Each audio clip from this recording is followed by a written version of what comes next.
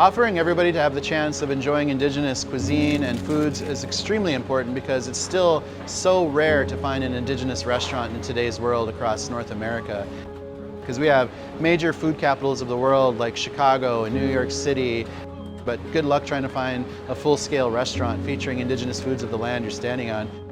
Owamni, my name is Sean Sherman. I am the Executive Director of NATIFS, our North American Traditional Indigenous Food System, which also houses Owamni, the restaurant downtown Minneapolis, and our Indigenous Food Lab here.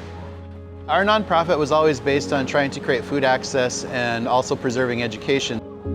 So we were looking for a space for a large production facility. We wanted a space to have a classroom to do a lot of studio and video work, and we also created a market space to create more retail availability for Indigenous food products.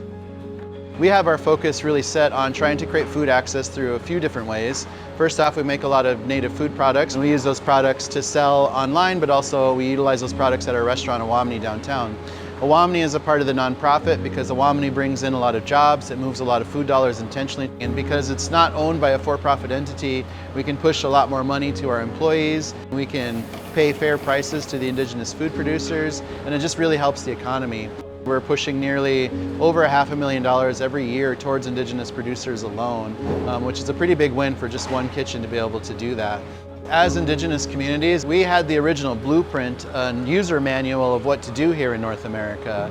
Because of colonization, a lot of our educational systems were broken, a lot of our food systems were broken, and I think there's a lot of ways that we can push to support more Indigenous entrepreneurs, support more Indigenous education, and the more that we're able to go back to understanding the vast knowledge that Indigenous communities had of how to live sustainably, how to work with the world around us, how to understand the usage of plants around us for food, for medicine, for crafting. Those are really important lessons that we can learn.